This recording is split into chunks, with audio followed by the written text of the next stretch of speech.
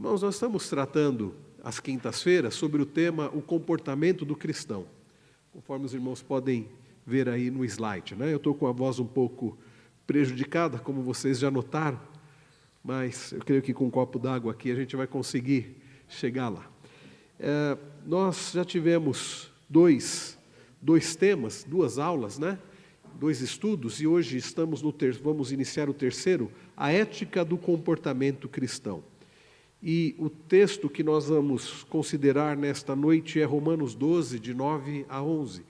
É este texto que está projetado, mas você pode acompanhar na sua Bíblia. Ele está projetado na versão Nova Almeida atualizada. Romanos 12, versos 9 a 11. O apóstolo Paulo, escrevendo aos crentes de Roma, ele inicia o capítulo 12 falando sobre a importância de nos apresentarmos diante de Deus através de um culto racional. E quando chega no verso de número 9, ele começa dizendo: o amor seja sem hipocrisia, odeiem o mal e apeguem-se ao bem, amem uns aos outros com amor fraternal. Quanto à honra, deem sempre preferência aos outros. Quanto ao zelo, não sejam preguiçosos, sejam fervorosos de espírito, servindo o Senhor. É sobre este texto, esses poucos versículos que nós vamos considerar nesta noite. São poucos versículos, mas não se enganem. Há muita preciosidade, há verdades maravilhosas aqui nesse texto, há ordens para nós preciosas, para a nossa vida e para a nossa convivência. Paulo começa dizendo: o amor seja sem hipocrisia. É curioso porque na Grécia Antiga, a ideia de hipocrisia, um hipócrita, era alguém que era um ator, que ele representava uma peça, representava um papel numa peça, num teatro, representava um papel num drama, e ele usava máscara. Então, a hipocrisia é isso, é você representar algo que você não é. E Paulo começa dizendo: o amor seja sem hipocrisia, ou seja, sem falsidade, sem fingimento, sem dissimulação. Porque, queridos, é possível um amor fingido. Já viram esse tipo de amor, o amor fingido? O amor fingido é assim: eu amo você, mas aí quando você precisa de mim, eu digo assim: não posso, nunca posso. É um amor apenas da boca para fora. É aquele amor que não nos custa nada. Diz assim: eu amo desde que isso não me custe nada. Este, meus irmãos, é um amor hipócrita, é um amor da boca para fora. Paulo começa o texto dizendo: o amor seja sem hipocrisia. É necessário que o amor no meio do povo de Deus, o amor na vida do cristão, seja um amor verdadeiro, seja um amor não fingido, não seja um amor fake. Hoje está muito na moda falar de fake, né? Não pode ser um amor fake. Tem que ser um amor genuíno. É aquele amor que Paulo escreve lá em 1 Coríntios 13, que diz que é paciente, é bondoso, é benigno, não se ira, não se ressente do mal, não busca os seus próprios interesses. Ou seja, Paulo fala: o amor seja sem hipocrisia. O amor que realmente é o princípio governante da vida cristã. E esse amor, queridos, é muito mais do que emoção. Eu tenho repetido isso reiteradas vezes. O amor que o mundo entende é o amor da paixão, é o amor do sentimento, é o amor que dizem que seja eterno enquanto dure, não é assim? É o amor que é interesseiro, não é o amor bíblico. O amor bíblico é aquele amor que nos faz nos sacrificarmos em favor do outro. O amor bíblico não é um sentimento, é uma decisão. É uma decisão firme de agir sacrificialmente em favor do outro. Estão lembrados dessa definição? O amor bíblico é uma decisão firme de agir sacrificialmente em favor do outro. E essas perguntas que eu vou fazer ao final do estudo, eu quero deixar elas já no início, e depois de nós considerarmos sobre esses versículos aí, Romanos 12, de 9 a 11, ao final nós vamos voltar a elas. Será que temos desenvolvido a vida cristã fundamentada no amor sincero, no amor não fingido, no amor fraternal? O nosso convívio com as pessoas tem sido de cordialidade e de consideração? Temos pensado no bem-estar do próximo? Ou, como é normal, é comum no mundo, temos pensado primeiramente, ou talvez unicamente, no nosso próprio bem-estar, no nosso bem-estar próprio? A nossa vida cristã tem sido de zelo e dedicação ao serviço do Senhor? Para ajudá-los a responder essas perguntas, nós vamos primeiro olhar para o que significa, o que Paulo quis dizer lá em Romanos 12, versos 9 a 11. Então, Paulo começa dizendo: o amor seja sem hipocrisia. E a partir deste amor sem hipocrisia, vem o que o autor da revista chama de degraus da ética do comportamento cristão, que nós vamos estudar. Mas percebam que a pedra angular é esse amor sem fingimento. Sabe por quê, irmãos? Não conseguiremos fazer mais nada se não tivermos esse amor sem fingimento. O amor sem fingimento, o amor que não é hipócrita, é o amor que é a base para podermos fazer tudo o que vamos considerar aqui. Na semana passada nós olhamos para Filipenses 4:8 e nós aprendemos sobre o que deve estar no nosso pensamento. Estão lembrados? Depois de Paulo, lá em Filipenses 4, dizer assim: não fiquem ansiosos, coloquem diante de Deus aquilo que está causando ansiedade através das orações, súplicas e ações de graças. E ele diz assim: a paz de Deus guardará o coração e a mente de vocês. Paulo vai falar sobre o que devemos pensar. Nós aprendemos na semana passada que devemos encher a nossa mente com coisas louváveis, agradáveis, coisas verdadeiras, justas, coisas que nós vimos na semana passada que tem a ver com a palavra de Deus e com o próprio Deus. Então, na semana passada, nós vimos que para o nosso comportamento ser um comportamento semelhante ao de Cristo, qual é a primeira coisa que nós precisamos ter? A mente semelhante à mente de quem? De Cristo. Para que possamos agir como Cristo, precisamos ter o pensamento de Cristo. Nós vimos na semana passada que a boca fala do que está cheio o coração. Então não é uma questão de faça isso, não faça isso, a igreja obriga a você fazer isso, não é isso. É uma questão de encher o nosso coração das coisas de Deus, ter a mente de Cristo e agir conforme Cristo. E hoje, queridos, ao olhar para um outro texto escrito pelo apóstolo Paulo, aqui em Romanos 12, versos 9 a 11, nós veremos que precisamos ter a mente de Cristo e precisamos também ter o amor de Cristo. O nosso tema, o tema dos estudos de quinta-feira é o comportamento do cristão, E o comportamento do cristão não é uma questão de legalismo, não é uma questão de simplesmente algumas regras morais. É viver semelhante a Cristo para a glória de Deus. Então nós precisamos, como vimos na semana passada, ter a mente de Cristo e hoje precisamos ter um amor não fingido. Já pararam para pensar como foi o amor de Jesus, ou como é o amor de Jesus? O amor de Jesus, se fosse um amor fingido, seria um amor do tipo: olha, eu me preocupo com vocês, eu gostaria muito que vocês fossem salvos, mas ter que ir até o mundo, me fazer ser humano, aí já é demais, né?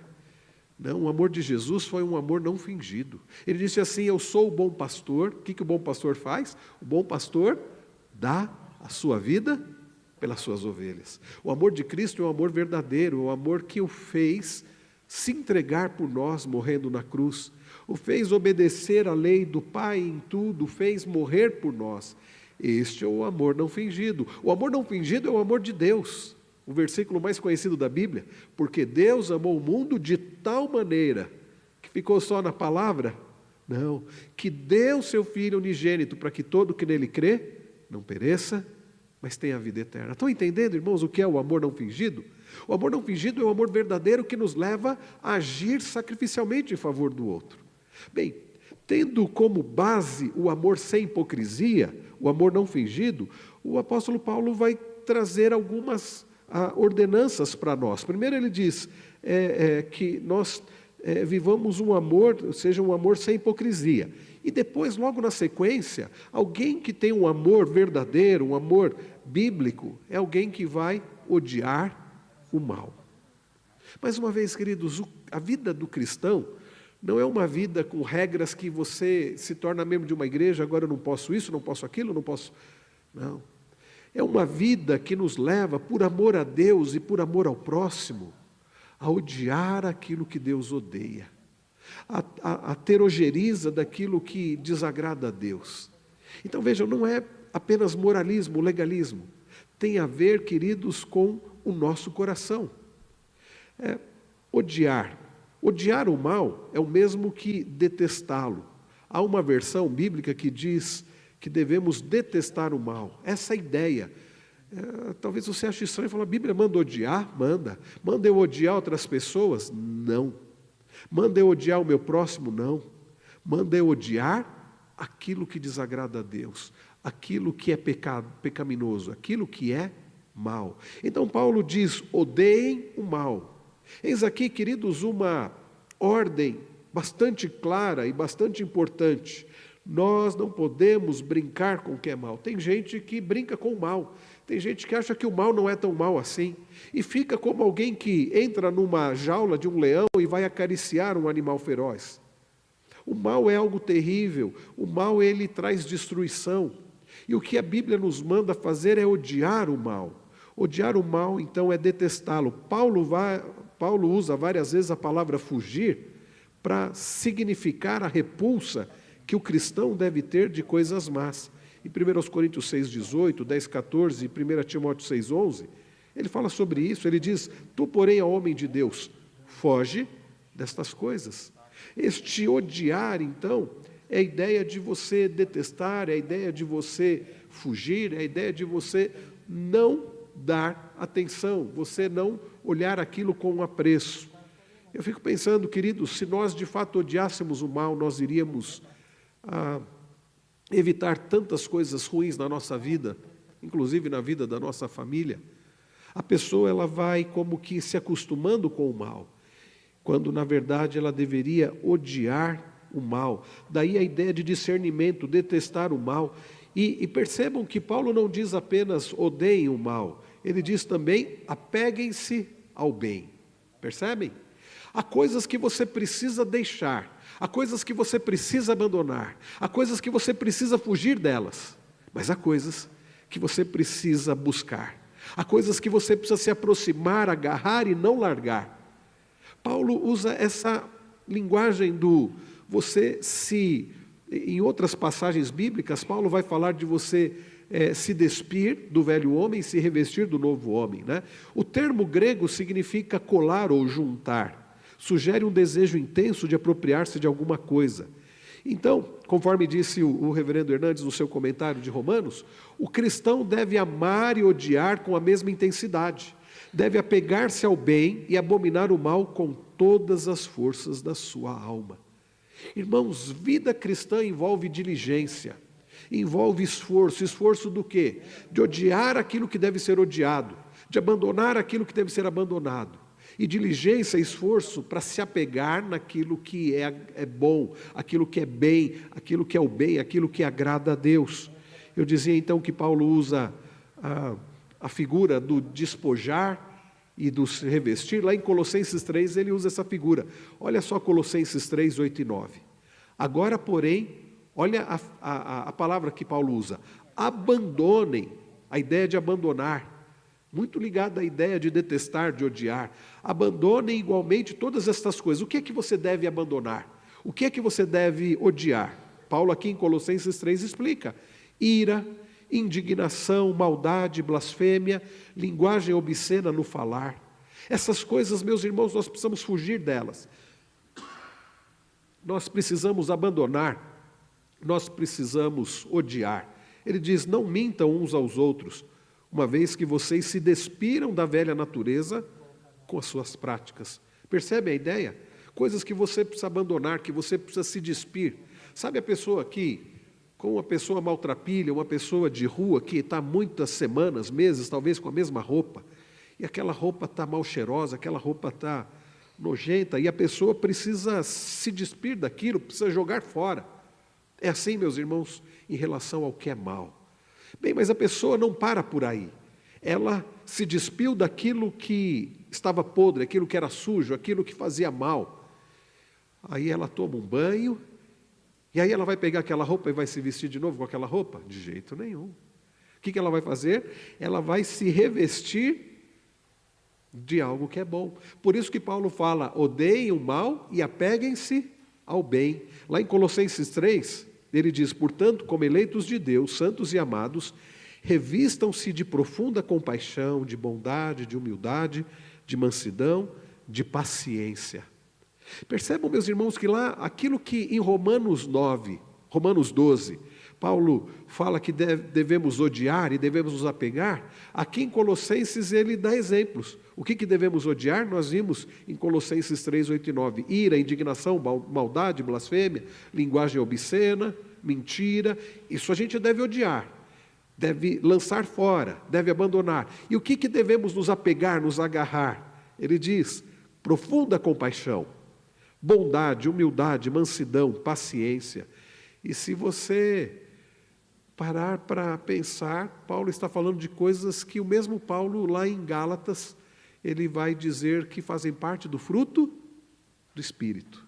Nós precisamos, meus irmãos, nos agarrar com todas as forças à profunda compaixão, como Jesus, mudar de odiar a criar e nos ao próximo. Mais uma vez, como é que Paulo começa? Romanos 12, 9, ele fala, o amor seja sem hipocrisia. Olhem aqui, nesse versículo de Colossenses 3,12, ele diz, revistam-se de profunda compaixão. Alguém que não ama vai conseguir se revestir de profunda compaixão? Vai conseguir se apegar à compaixão? Não. Alguém que não ama vai conseguir agir com bondade, com humildade?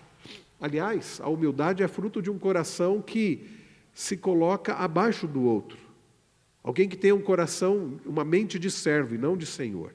Mansidão, paciência, tudo isso envolve o amor a Deus e o amor ao próximo. Então nós já aprendemos, o amor tem que ser sem hipocrisia. Devemos odiar o quê? O mal, aquilo que é mal. E devemos nos apegar ao bem. Continuando lá, Romanos 12, ele vai dizer, amem uns aos outros com amor fraternal. Uma outra versão diz, amai-vos cordialmente uns aos outros com amor fraternal. O que é amar uns aos outros com amor fraternal? Alguém quer falar?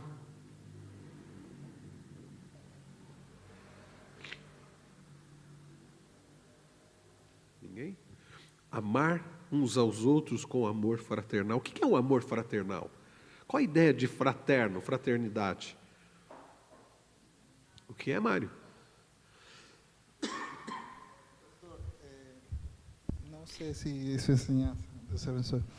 Temos vários tipos de amor. Tá aquele amor ágape, está o amor fraternal.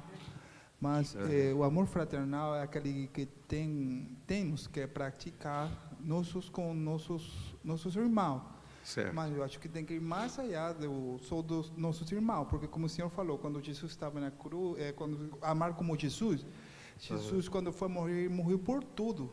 Mas esse amor fraternal, eu acho assim, que tem que ser para aquelas pessoas de fora, para se demonstrar o amor de Deus. Verdade. Até você comentou, a Bíblia traz mais de um termo para amor, né, no grego. O que Paulo usa aqui é o amor filéu. Tem o amor ágape, que você citou, do verbo agapau, e aqui o Paulo está usando o amor filéu. A palavra que Paulo usa aqui no grego, já que você citou isso, Filadélfia, tem até uma cidade famosa nos Estados Unidos, né, Filadélfia, e de uma cidade famosa da Bíblia, uma das igrejas, né, a igreja de Filadélfia, por isso que colocaram o nome de uma cidade dos Estados Unidos de Filadélfia, né? É cidade ou estado? Agora eu nem sei. Mas da Bíblia é uma cidade, onde ficava uma igreja, né? Filadélfia. A palavra Filadélfia, ela que Paulo usa aqui, ela é a junção de dois termos gregos. O amor filéu e a palavra adelphoi, que é a palavra para irmão. Então, Filadélfia é um amor de irmão. O que Paulo está dizendo é, amem-se como irmãos. Nós não podemos nos amar como meramente colegas, como conhecidos. Precisamos nos amar como irmãos.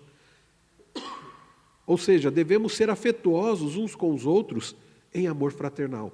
Então a ideia de fraternal é essa mesmo, Mário. A ideia de um amor de irmão. É a ideia desse amor é do Filéu, né? Do Filadélfia. Ele usa a palavra Filadélfia, e ele usa uma outra palavra aqui, que é a palavra filostorgos. É interessante que essa palavra filostorgos, se a primeira tem a ver com amor de irmãos, né?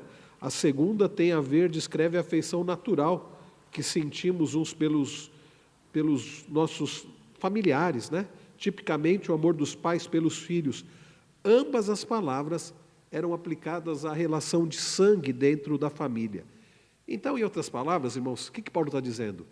Amem-se como família. Amem-se como família. A igreja do Senhor Jesus não pode ser como uma agremiação, um clube. Não pode ser simplesmente um local onde pessoas se encontram eventualmente para assistir a algo. Não. A igreja do Senhor Jesus, que é o corpo de Cristo, é composta por aqueles que são membros uns dos outros e que devem amar uns aos outros. E aí nós nos lembramos de Jesus dizendo, aqueles que são meus discípulos obedecem ao meu mandamento. O meu mandamento é este, que vocês amem uns aos outros. E qual é o padrão? Assim como eu os amei. Como é que Jesus nos amou? Dando a própria vida por nós. Então, esse amor de irmão que Paulo está dizendo, esse amem uns aos outros com amor fraternal, é um amor que deve nos levar a nos sacrificar em favor do outro. Por isso que eu digo, não pode ser aquele amor que, olha, desde que você não precise de nada, conta comigo. Tem que ser um amor de fato e de verdade, né? E esse amor, vejam que o autor aos Hebreus, ele diz, seja constante o amor fraternal, não se esqueçam da hospitalidade, pois alguns, praticando-a, sem o saber, acolheram a anjos. Acolheram a anjos. Seja constante o amor fraternal. É curioso que o autor aos Hebreus, não sabemos quem escreveu esta carta, mas ele diz que esse amor fraternal, que Paulo diz que devemos nos amar fraternalmente uns aos outros, o autor aos Hebreus diz que deve ser um amor constante. É algo que deve fazer parte da nossa vida durante toda a nossa vida. É algo que deve fazer parte da igreja durante toda a história da igreja.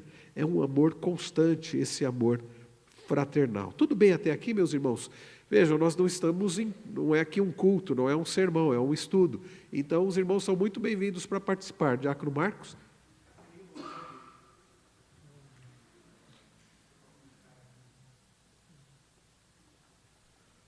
Seria o amor de 1 João 3,16? Isso, exatamente. Porque em João 3,16, ele fala do amor de Deus, que deu o seu Filho unigênito. Em 1 João 3,16, fala assim como o Senhor se entregou por nós, nós devemos ter disposição de dar a nossa vida pelo nosso irmão. Alguém mais, queridos, antes de nós continuarmos? Então nós já aprendemos, o amor precisa ser sem hipocrisia, sem fingimento. O que nós devemos odiar? O mal. Ao que nós devemos nos apegar? Ao bem. E devemos fazer o quê? Uns aos outros, nos amarmos fraternalmente. O amor fraternal, o amor de família, o amor de irmão, ok? E aí então vem uma quarta ordem de Paulo, tirando do amor sem hipocrisia. Essa é a quarta ordem. Quanto à honra, deem sempre preferência aos outros. Irmãos, naturalmente, nós nos amamos muito. E por nos amarmos muito, nós buscamos sempre o que é melhor, em primeiro lugar e acima de tudo, para nós mesmos, não é assim? Quando você vai a algum lugar, você não quer o melhor para você, você quer a melhor vaga para você, você quer a melhor comida para você, você quer... Naturalmente nós fazemos assim. E no mundo é ensinado que para você... Desculpe, irmãos.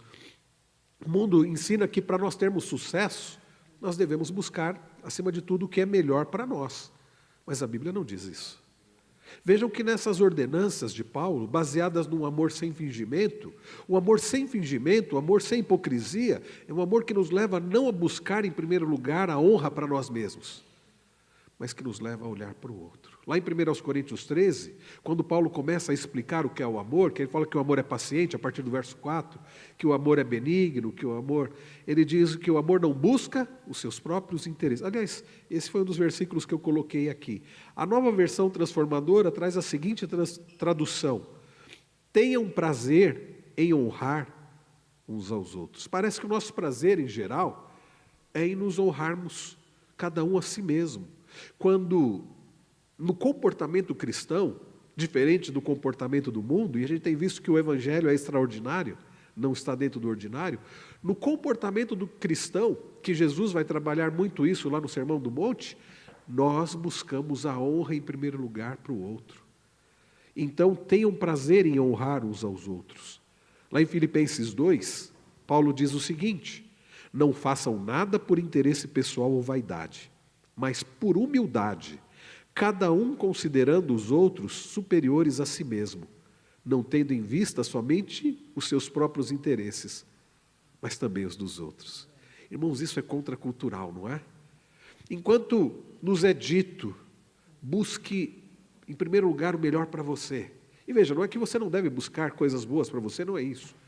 Mas, enquanto somos estimulados ao egoísmo, ao egocentrismo, a olharmos apenas para nós mesmos, a Bíblia diz: ame a Deus sobre tudo e ame ao próximo como você mesmo. Paulo, aqui em Filipenses 2, ele fala: não façam nada por interesse pessoal ou vaidade. Um amor fingido faz as coisas por interesse pessoal ou vaidade. Diz assim: não, eu te amo, meu irmão, quando na verdade ele está fazendo isso porque ele quer algo em troca. Esse é o amor fingido. O amor não fingido vai levar a pessoa a buscar a honra do outro, mesmo que ele não apareça, mesmo que a própria pessoa não apareça, mas ele vai buscar a honra do outro. Mas por humildade, cada um considerando os outros superiores a si mesmo. A ideia de considerar superior é a ideia de você dar o primeiro lugar para o outro, buscar o que é melhor para o outro, mais do que você busca para você. Então, não tendo em vista somente os seus próprios interesses, mas também os dos outros. Isso envolve um amor não fingido. E aí eu coloquei 1 Coríntios 13, 5. O amor não busca os seus interesses, ou como diz a revista atualizada, não busca os seus próprios interesses. É forte isso, não é, irmãos? O comportamento cristão não está dentro do ordinário. O comportamento cristão, baseado no Evangelho, baseado no próprio Cristo, está dentro do extraordinário. O comportamento cristão nos leva a amar sem fingimento, odiar aquilo que Deus odeia, nos apegarmos àquilo que agrada a Deus, nos leva a nos amarmos como irmãos e nos leva a dar a honra aos outros, a dar preferência para os outros. Até aqui tudo bem? Alguém tem alguma pergunta ou complementar algo? Não? Ok. Quinto lugar, Paulo diz: quanto ao zelo, não sejam preguiçosos. Paulo aqui vai falar de zelo. A versão antiga diz: no zelo não sejais remissos. O que é o zelo que Paulo está se referindo aqui? O que é o zelo aqui? É o cuidado. Você ter um cuidado, você ter consideração. Quanto ao zelo, quanto ao cuidado, não sejam preguiçosos. Irmãos, existem tantas coisas na nossa vida, que é a vida cristã, que precisamos ter cuidado, e às vezes nós não temos esse cuidado por preguiça, porque dá trabalho. Ser zeloso com as coisas de Deus dá trabalho, e aí é mais fácil deixar para lá, é mais fácil não levarmos em consideração. Então, aqui tem a ideia do entusiasmo. A apatia não combina com a vida cristã. Citando aqui o comentário do reverendo Hernandes, de Romanos, ele diz: o crente precisa ser um indivíduo em chamas para Deus, precisa arder de zelo pelas coisas de Deus, é alguém que serve a Deus com fervor. Aqueles que são mornos provocam náuseas em Jesus, e, à semelhança da igreja de Laodiceia, estão prestes a ser vomitados pelo Senhor. As coisas de Deus devem ser feitas com zelo. É por isso que a Bíblia diz: aquele que ensina, esmere-se no fazê-lo. As coisas de Deus não podem ser... nada na nossa vida pode ser feito de forma relaxada, até porque, Se nós aprendemos que nós vivemos perante a face de Deus, é o corandeu, né, que Calvino falava, e se nós vivemos para a glória de Deus, o que a gente pode fazer de forma relaxada na vida? Nada. Então, quanto ao zelo, não sejam preguiçosos. A palavra que Paulo usa aqui do grego é spoudé, e aqui tem o significado de zelo, compromisso, diligência, porque no grego há uma palavra para zelo que é zelo, ou zelós. E aí quando aparece essa palavra, você já fala, é zelo. Mas quando aparece spoudé, pode significar a ideia de diligência, ou também a ideia de dedicação. A Nova Versão Transformadora traduziu assim: jamais sejam preguiçosos, mas trabalhem com dedicação. O cristão não pode ser uma pessoa relaxada. Uma pessoa que faz as coisas de Deus, ou qualquer coisa, já que tudo ele faz para a glória de Deus, de qualquer forma, de forma relaxada, de forma relapsa. O cristão não pode ser preguiçoso. E por último, Paulo termina dizendo: sejam fervorosos de espírito, servindo ao Senhor. Citando William Barclay, ele diz assim, comentando esse degrau da ética do comportamento cristão, ele diz: devemos manter nosso espírito sempre em alta. O espírito fervoroso é espírito que transborda em amor por Deus e pelo próximo. Ilustra-se esse fervor com uma vasilha de água fervendo no fogo. Ele coloca uma vasilha para ferver, né, de água no fogo, começa ali a borbulhar, começa a transbordar, não é isso? Essa é a ideia, nós devemos ser fervorosos de espírito servindo ao Senhor. É um fervor para servir ao Senhor. Já que nós não podemos ser preguiçosos nas coisas de Deus, nós precisamos ser fervorosos de espírito servindo ao Senhor. Quem serve ao Senhor está servindo ao seu próximo. E quem serve ao seu próximo está servindo ao Senhor. Está entendendo? Por isso que nós vamos ser zelosos e fervorosos de espírito. Tá? Jesus coloca esse assunto da seguinte maneira: em verdade vos afirmo que sempre que o fizeste a um desses meus pequeninos irmãos, a mim o fizeste. Qual é a conclusão? Nós aprendemos aqui, olhando para Romanos 12, 9 a 11, que devemos odiar o mal. A ira, a blasfêmia, palavra, linguajar obsceno, as coisas que desagradam a Deus precisamos odiar. Precisamos nos apegar ao bem, à bondade, à paciência, as coisas que são fruto do Espírito. Devemos nos amar com amor fraternal. O amor entre nós deve ser um amor de irmão, um amor de família. A igreja deve ser uma grande família, a família do Senhor. Não devemos ser preguiçosos no zelo pelas coisas de Deus. E finalmente vimos que precisamos ser fervorosos de espírito, servindo ao Senhor.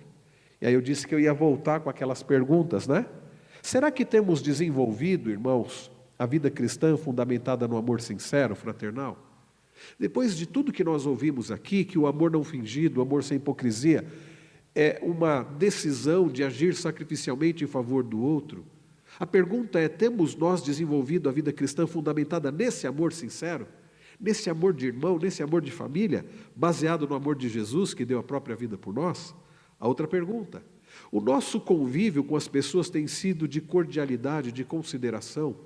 Temos nós buscado o melhor para o outro? Temos nós nos colocado em segundo, terceiro, talvez último lugar, por amor ao outro?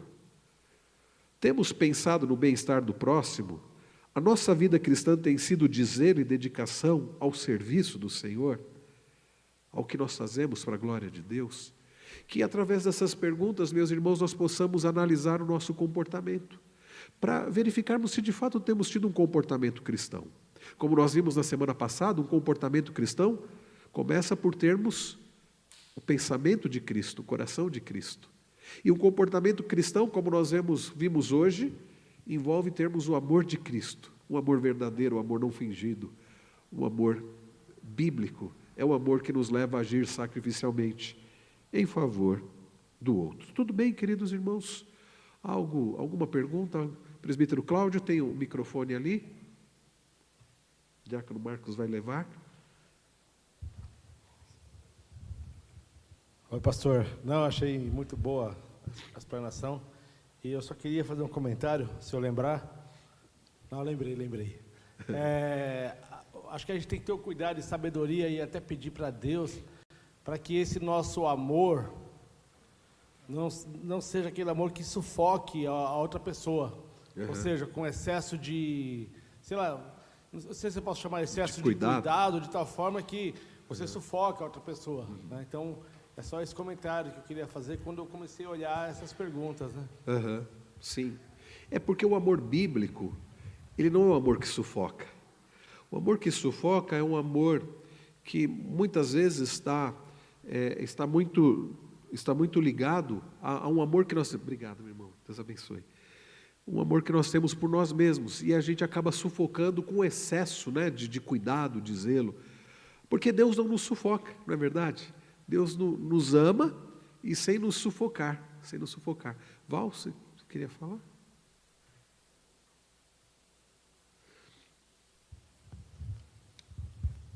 O comentário que eu queria fazer dessas perguntas, né? Além de tudo que o senhor já falou, né, que realmente a gente tem que sermos imitadores de Cristo, imitar o amor de Cristo, temos Ele, né, como referência para esse amor. Quando eu estava lendo todas essas perguntas aí, né, sobre a gente se preocupar com os irmãos, né, ter consideração, pensar no bem-estar do próximo, ter esse zelo, essa dedicação no serviço do Senhor, me veio em mente um comentário que eu gostaria de fazer.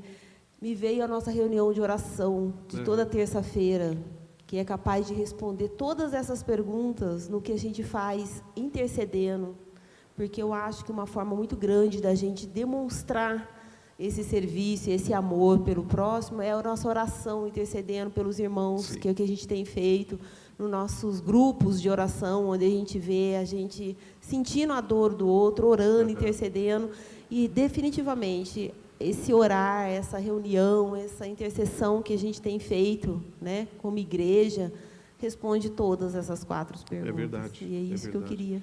A gente demonstra, e é interessante, né, Val, a gente vai exercitando esse amor na intercessão, quando a gente clama pelos irmãos, como se a dor desses irmãos fosse a nossa dor, né? Às vezes a gente não está passando aquele problema que aquele irmão está passando na família ou no emprego, mas a gente começa a clamar como se estivéssemos pedindo por nós. Essa é uma das formas de amarmos biblicamente, é intercedendo. Aí quando a gente olha a nossa vida de oração, quantas vezes as nossas orações, não que a gente não deva colocar as nossas necessidades, Jesus nos ensina a orar, o pão nosso de cada dia nos dai hoje, mas é interessante que Jesus não diz, o meu pão de cada dia me dê hoje, ele diz, o pão nosso de cada dia nos dê. Então Jesus já nos ensina a orar dessa forma, no plural, ou seja, pedindo por nós e pelos demais. Mais alguma observação, irmãos? Diácono Marcos? Filipenses 2:5, né, pastor? Que tenhamos em nós o mesmo sentimento, né, que houve em Cristo Jesus, né? Porque, veja, a gente leu agora há pouco Filipenses 2, que Paulo diz assim que não devemos buscar propriamente os nossos próprios interesses, mas darem honra uns aos outros. Aí quando chega nessa parte, ele diz exatamente isso, né? Nós termos o mesmo sentimento que houve em Cristo. Irmãos, isso é muito importante. Nós só teremos um comportamento cristão, não é se a gente decorar regras e nos esforçarmos, mas quando nós tivermos o mesmo sentimento, o mesmo coração de Cristo. Você não precisa se esforçar em termos legalistas, você precisa ter o amor de Cristo, o pensamento de Cristo, e aí vai ser natural as suas atitudes.